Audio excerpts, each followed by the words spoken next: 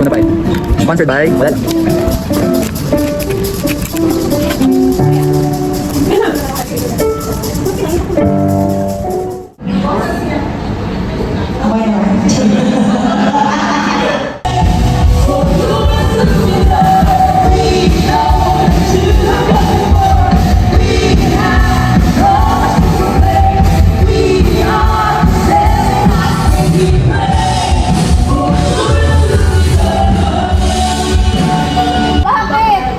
Import tayo.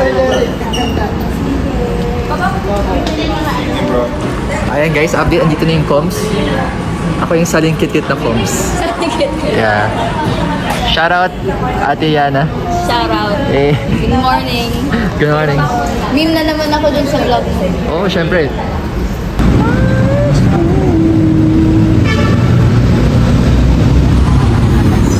Okay guys, Food Panda, Coco Pan. Ang bag namin, Thanksgiving. Daming lola nilas. Ito na lang to. Yan. Yung resibo, kunin ko na. Makita magkano yung Coco Pan. Okay. Sige na. Isisigret natin sa Tita Jody. Yeah, joke lang. So, i-run-down lang sa atin ni Mario mabilis lang yung program para we're on the same page na what will happen. Kuya Pat. Para malaman yung Christmas at number. Shoutout. Ayan.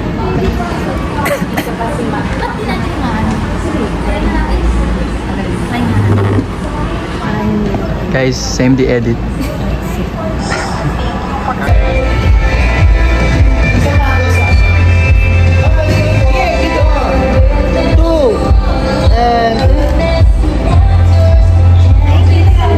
Solid naman. Ang recruit natin for today's video. Dunkin Donuts. Ay, hindi pala. You sure, Arman? Hey. Money po.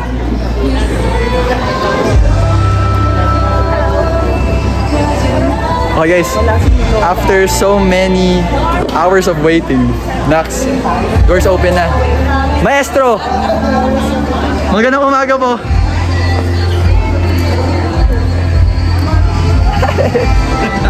Ate Lady, anong gusto niyo sabihin? Thank you to all the leaders who co-labored with us in changing the campus and changing the world. You're the best. Let's go! Ate Nix, anong pwede niyo sabihin?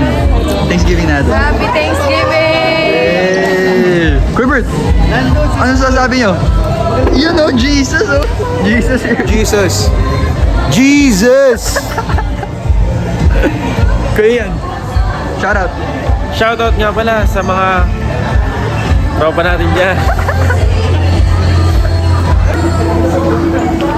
Gina, shout out. Shout out to myself. Hey.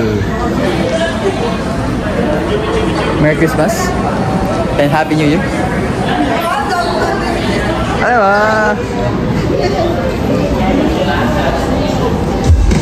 Wala pa yung mga ibang dito. 9:53 na.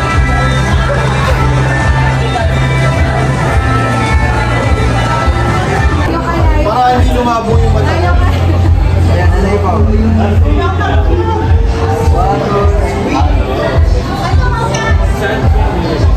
Pwede mo mag-video sa iPad. Yung videographer kit, natin. guys. Go Ate Yana. Okay. Shoutout ka muna, shoutout. Shoutout to my vlog. Guys, subscribe kayo kay Ate Yana. Guerrero. Alright, so po. Ate, nagtatago ka sa... Oh, yan. Ayan. Nagalit. Alright, smile. 1, 2, Wow. and 3. Close up. Hello po sa ating lahat. Ayan, good morning. Welcome po sa ating Leaders Thanksgiving 2025. Okay, so good morning everyone! Magandang umaga. Morning, Marian. Good morning, Kuya Norman. So, kumusta kaya yung mga kasama natin Ako today? na eh, parang nag-enjoy na sila dito. Kasi Other than, parang- Marian, Oh. other than 10,000 steps. Yeah. Yes. Okay. At masaya sila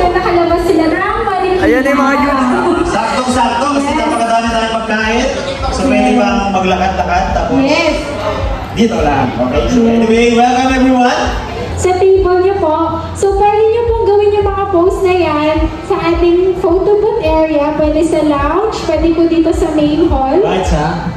Pwede rin sa stage? Yes, pwede po sa stage at po sa Jesus period natin. Late. After that, And that's better together. Okay, within the area. Gagawa tayo ng post. The most creative pictures. Yeah. Mananalo. Okay, so Yeah. Ginawa dito.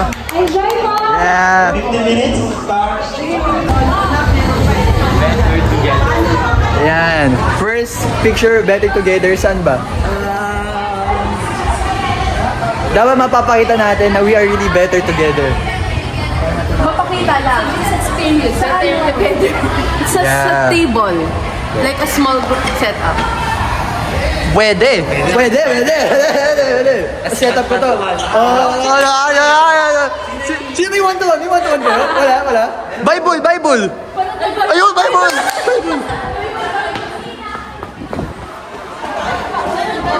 Ate, may Bible kayo? May Bible kayo? Pwede pero. Sige ate.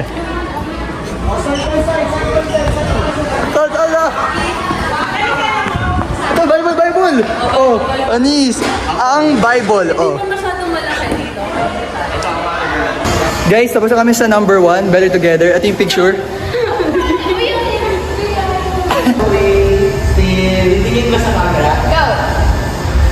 Okay na.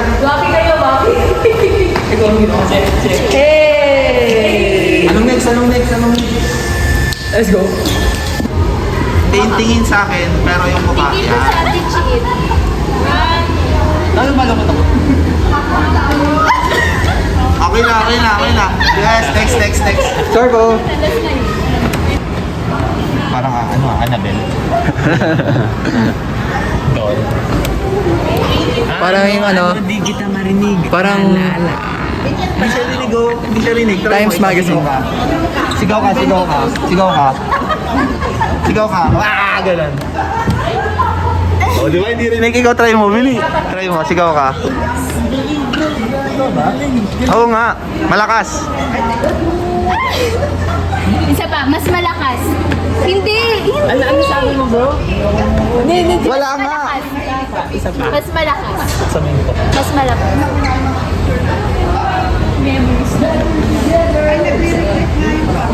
Mas malakas. Wala. Wala, di rinig. Try mo ulit, sigaw ka. Oo. Check mo man sa video. Ikaw nga, Kian. 1, 2, 3. Better Together! Bakit? Yung loko nyo. Yung loko nyo ako, guys. Ayoko na. Annabelle. Sige, random. Sige, ito. Yung kay Kuya Terry. Ang sabi niya dito, promotion.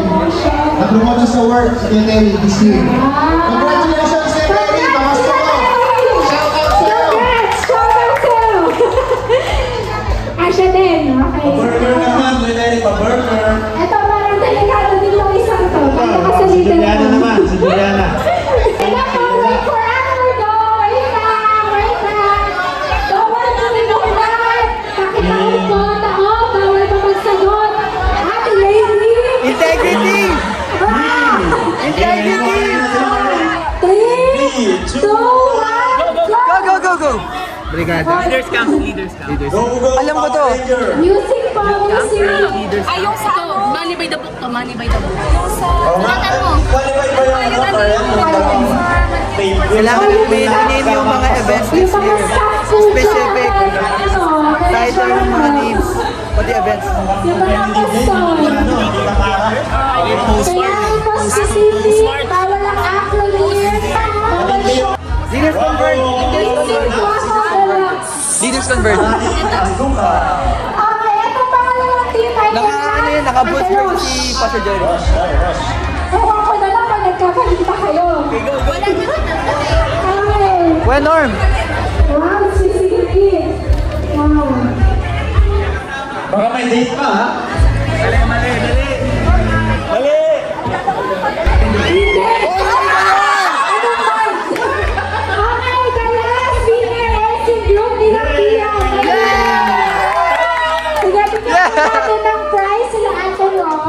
kabataan. Yan yung mga... Nalala tayo. Ate Rosh, name the prize. Ate Alexis, kunin nyo na. Ang mga kantahan natin, yung mga kayut ko po dyan. Sumuzubot. Ano munang month to? Yung Leaders Convergence. Ay, hindi tayo nagmamartial Leaders Convergence. Anyways, okay na po. Pare-pareha sila ng mali. Yung kayo po. Baka kasi kanina, in-example ko yan. Okay.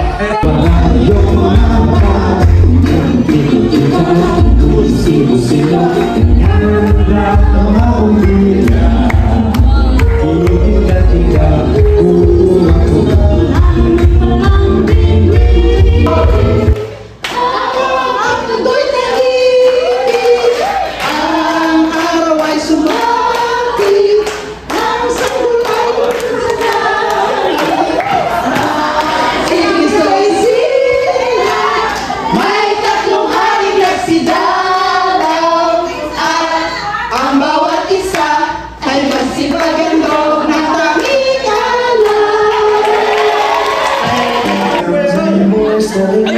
May gusto kumanta.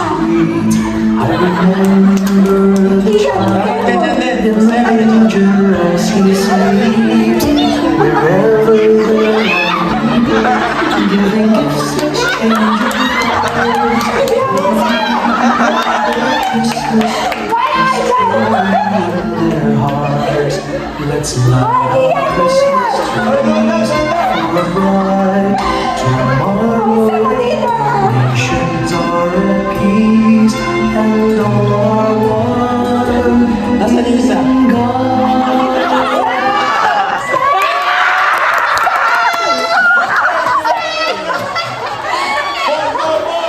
Paul Diaz! Siguro. Dito Armando, lako na. Tapos sino yung isa? Si Carl daw. Ayan. Kuya Carly Godo. Gulat na gulat siya. So, Kian, pumunta ka dito. Iyan. Yes, Kian, dito. Mamas ko po. Thank God in God. Merry Christmas and a happy holiday. This season may we never forget the love we have for Jesus. Let His little heart to guide us as another new year starts. And may the spirit of Christmas be always in our hearts. Nakakapagod naman yun. Thank you, guys. Get your prize. Pamas ko nyo sa kanila. Ayan, thank you so much, everyone, for participating.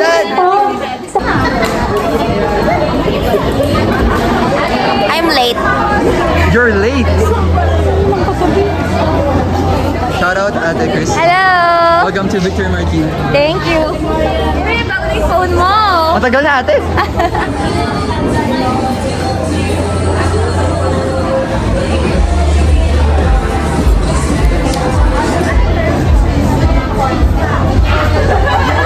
Alright, smile. 1, 2, and 3. Lucky, 1. Hey! Solid. Solid. Ano masabi niya Ate Marian sa Thanksgiving natin? Saya.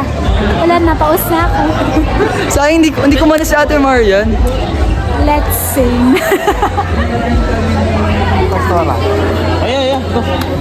Grabe yun. Pang 5 seconds ago, naka-blue pole si Kuya Norman. Oo nga Tapos, Alam mo bakit nagpalit? Kasi dinaya mo siya bro eh. grabe. Ako talaga bro. Oo. Actually, ako talaga gumawa ng Yeah, oh. style na ganito. Yeah, tama. Tama. Ako yung patent pending. Grabe oh.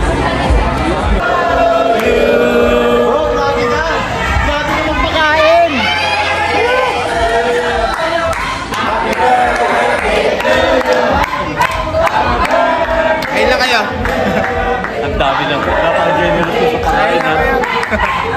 Yeah. Hindi na nakakalit. Hindi siya makakalapagtag pala. Oo, nagulat ako eh. Yung dinamplano namin sa inyo. Kaya dalawa yung napunta sa inyo. Oo nga po eh. Nasa ano yung isa? Hindi, ako na po si Paul. Si Paul Guy na walang lakas. First song, okay? So, ano yung gagawin natin? Go ahead, Norms. Yes, so meron kayo ano dyan, baso. Kita nyo yung may laman na sticker. Okay? May 4 na colors po yan. So, All may colors. green, blue, red, and yellow. So, bawat isa po, kukuha kayo ng 4 na stickers. Each one. Yes, 4 na stickers na ganitong kulay. Pakita mo, pakita mo. Yeah, nag-aapat po kayo na yung Yes. kulay. Each person at your table. Magkulang, meron pa ba? Meron pa naman. Okay? Yes. So, go to a person na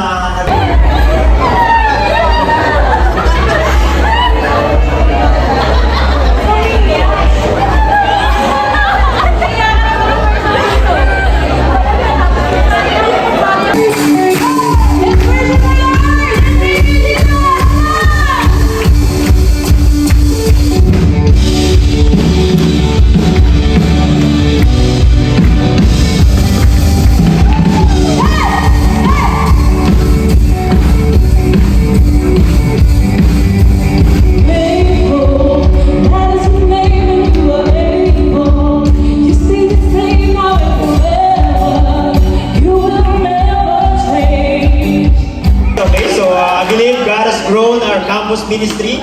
Okay, when we surveyed, okay, in our small group members, okay, it's just about fitting for us, okay, to launch our youth service. So, to be announced, okay, kung saan yung final location po natin. So please, okay, sa mga young people dito, February 7, okay, sa mga young people at heart, okay, welcome po kayo dito, okay, on February 7. We're excited! Finally, youth service na! February 7, just in time for our love month. So for our young people, we're excited to see you there. Pero hindi namin nakasama, surprise! Ayan.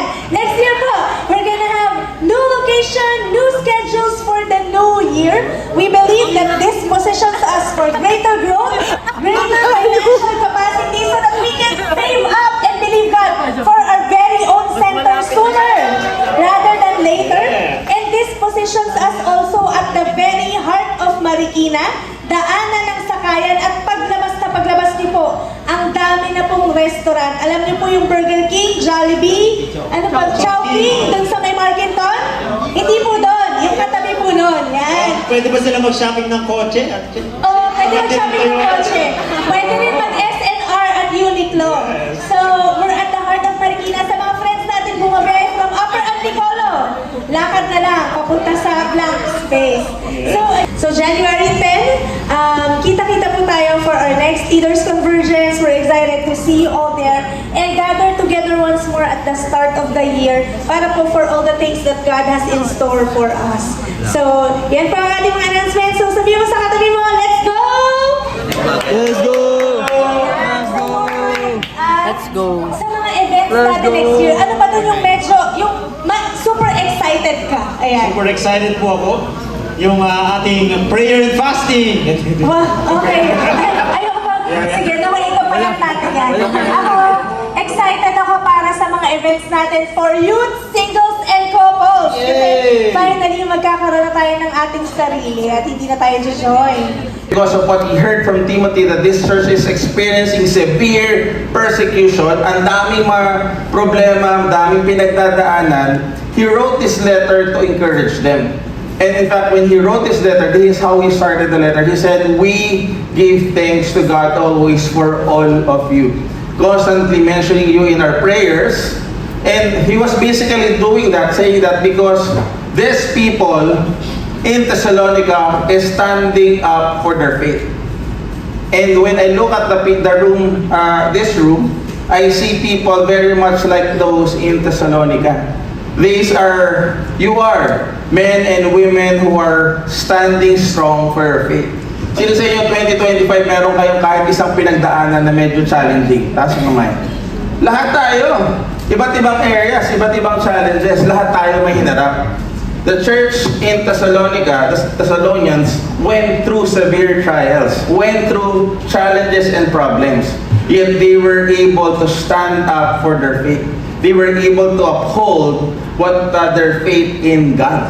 And Paul was thanking them, commending them for that. So sabi mo ka sa katabi mo, great job. Great job. Tapos kung sa tingin mo, may pinagdadaanan pa rin sa panahon, sabi mo, it's alright. It's alright. Joke lang. So, now, after starting the word, the encouragement by saying, we give thanks for all of you, what you would see is in chapter 5, yung binasa nating text a while ago. This time, after encouraging them, by giving thanks to them, Paul was now exhorting them to give thanks as well. And he said, give thanks in all circumstances, for this is the will of God in Christ Jesus for you. They were being given an exhortation to give thanks. And what we would notice here is when Paul said give thanks, it's not just saying thank you. Because the truth of the matter is it's easy to say thank you. Can you say thank you? Ang dali, di ba? Hindi tayo nahirapan, hindi tayo nabulol, hindi tayo nasamid. But here, we will see that it's more than just saying thank you. Because when you look at verse 18, it says, give thanks in all circumstances. When you say in all circumstances, ibig sabihin, giving thanks or being thankful or having gratitude is not meant to be occasional. Giving thanks is not occasional. Ibig sabihin, hindi siya pagka may may mga sitwasyon lang, may mga ganap lang. Hindi siya dependent sa okasyon. In other nations, meron sila sineselebrate na Thanksgiving. Diba? That's a holiday for them. In America at least. Diba? Pero sa atin, wala naman tayong Thanksgiving. But as a church, we do have Thanksgiving get-together like this. Maybe in your family, meron din kayong ganyan. But nonetheless, what you would see in the scripture in verse 18, yung pagbibigay ng pasasalamat, hindi siya occasional. Sa atin sa Tagalog ang occasional, yung parang paminsan-minsan lang. Okay? Hindi siya occasional. Hindi rin siya circumstantial. Ibig sabihin circumstantial, yung kapag binigyan ka ng regalo, ngayong Pasko, anong normal sagot? Ano yung tinuturo natin sa mga bata? Uy, kapag binigyan ka ng regalo, sabihin, thank you. Circumstantial, it's basically a reaction to something good that was done to you. So kung hindi nangyari yon, parang cause and effect. Kung hindi nangyari yung cause, wala yung effect. Which is saying thank you or being grateful or being thankful. The Bible says, we are to give thanks in all circumstances. Ibig sabihin nun, in all times, there should be gratefulness. There should be gratitude. There should be thankfulness. Ibig sabihin nun, whether we are getting something that we feel like it's good for us or not, we are still to be thankful, to have gratitude in our hearts. But again, when was the last time we said, Lord, thank you in all the things na nangyari sa aking taon, including yung pagkakasakit ko, including yung nagkaproblema ako sa pera, including yung mga things na pinagdaanan ko this year. Now, where we are right now, at times, Pastor, napakahirap naman yata nung sinasabi mo. Because when I look at the past year, even the past year, there were things that happened in my life that really broke my heart. That really, nag-cause talaga ng damage sa puso ko, talaga nahirapan ako.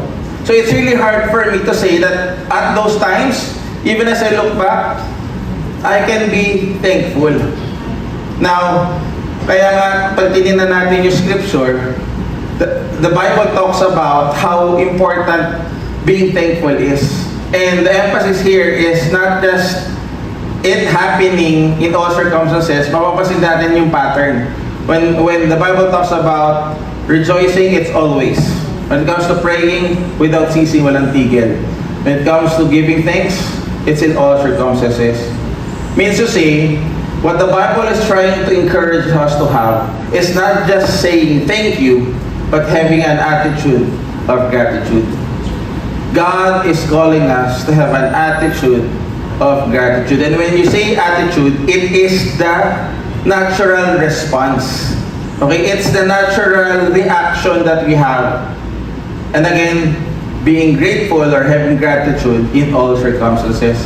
Because the truth of the matter is, when gratitude becomes our attitude, thankfulness becomes our default. If it's already an attitude, thankfulness becomes our default. The question is, how grateful have we been when it comes to the past year? Is it our default? 2 days ago, Check was sharing to me yung sa Spotify niya.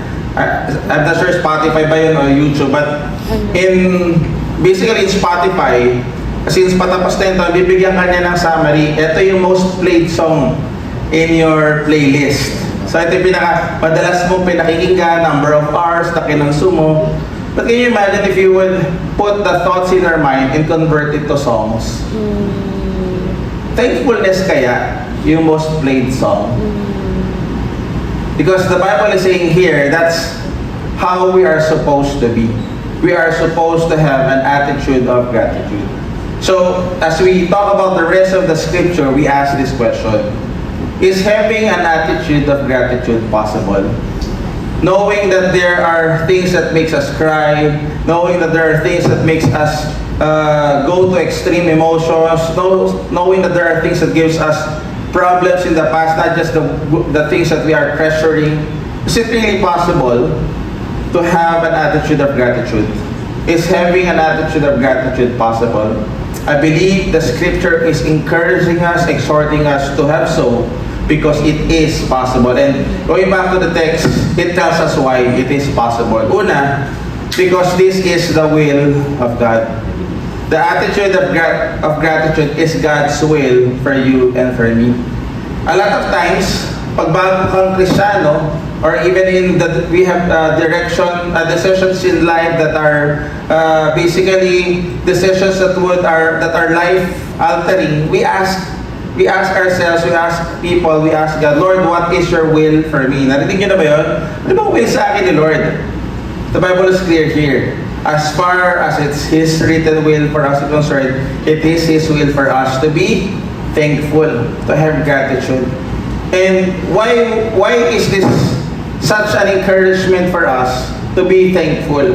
Why is this truth going to make us have an attitude of gratitude? You know why? Because the Bible also says in Romans 12:2, do not be conformed to this world, but be transformed by the renewal of your mind, that by testing you may discern what is the will of God, what is good, acceptable, or pleasing, and perfect.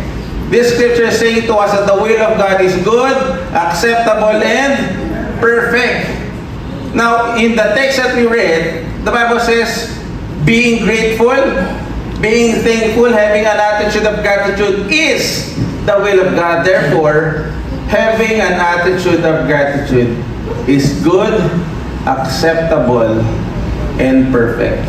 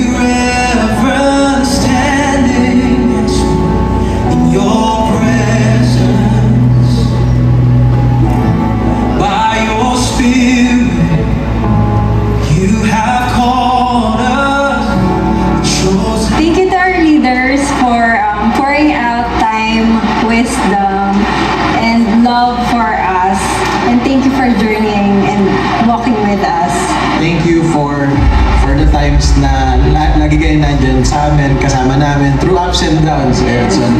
So we're very thankful for you guys. Thank you for being faithful and devoted to God. It helped and encouraged our family to know and grow more in loving God.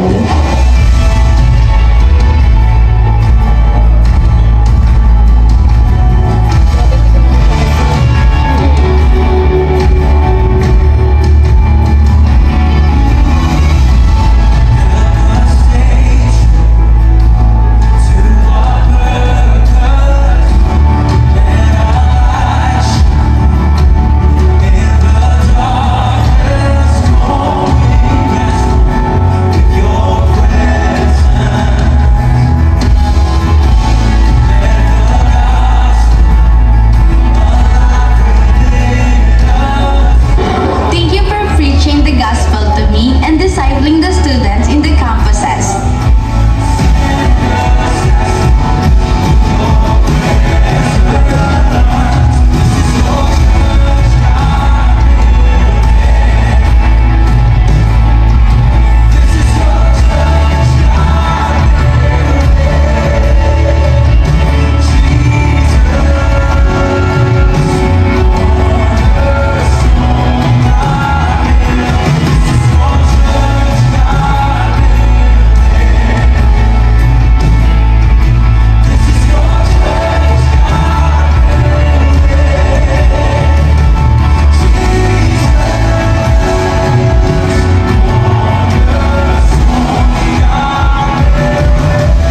Thank you for guiding me in getting to know Christ more and for sharing your life experiences with me. Thank you for discipling me and helping me to follow Jesus. Thank you for continuously guiding me and helping me walk with the Lord.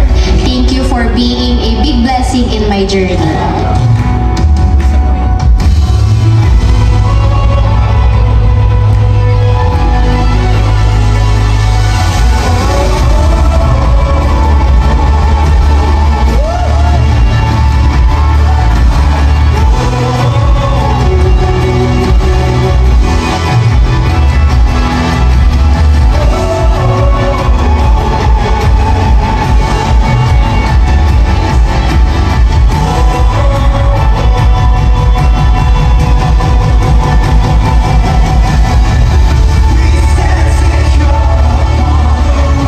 Thank you for our Victory Group leaders who are intentional in being relational with us. And thank you for showing us how to be a good follower of Jesus. Thank you to all small group leaders who continually answer the call of God to go and make disciples. It's because of your intentionality, your guidance, your encouragements, and your leadership, which is why we are able to continually follow the Lord and continually seek Him as we go on with our walk with God. May you continually go and answer the call of the Lord to go and make disciples in the campuses, in the nations, and even in the communities.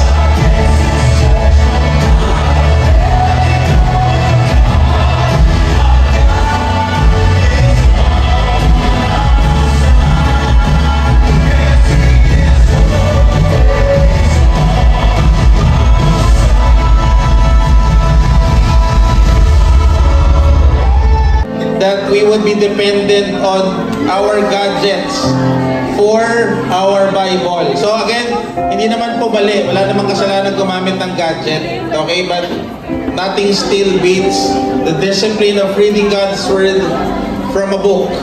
So let 2025 be a new year of growing deeper in Him as we have our own Bible. Okay po ba yun? So let's believe God for our own physical Bible. So again, those are some markers and bookmarks that could aid you in growing deeper in God's Word. Thank you! Thank you. You've been hearing it simula pa lang nung nung pagpasok nyo dito. That's a new EP, okay? EP ng Victory Katipunan. That's one of the first of the many na EP nila. So pag marami na silang nilabas na EP, EPs na po ang tawag doon. So but nonetheless, this is a song that declares the great new things that God has in store for His people. The new horizon in It's basically telling us that as much as great things have happened in the past, what if it's just only the beginning? And I believe the same is true for us in Victory Marikina. Great things have happened in the past months, in the past year, but guess what? It's only the beginning. So we would put our faith in God. We would really declare Him, even as we welcome the new horizon upon us. So let's just raise our hand, Lord. Thank you for the new horizon that you are opening before us today. Lord God, as your people, as your leaders, Lord God, Lord, we put our hearts, we put our mind, and we commit ourselves to you. Lord, here we are. Send us. Allow us to fulfill the new things that you have in store for us and for your church. Thank you, Lord, for the new things you are bringing us. In Jesus' name, amen.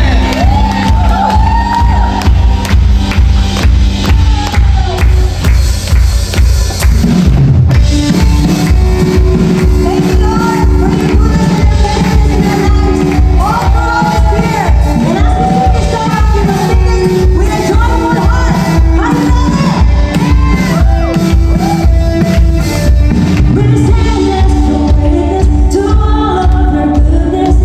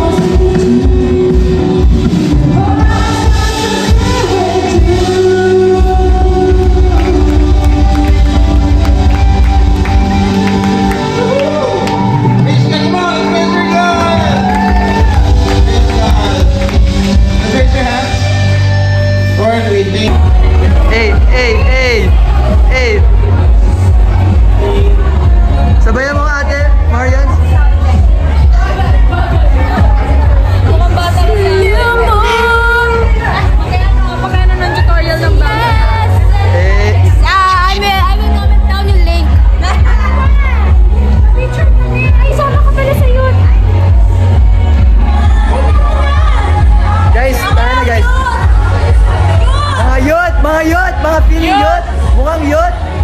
Pero, cute? Ah, meron na.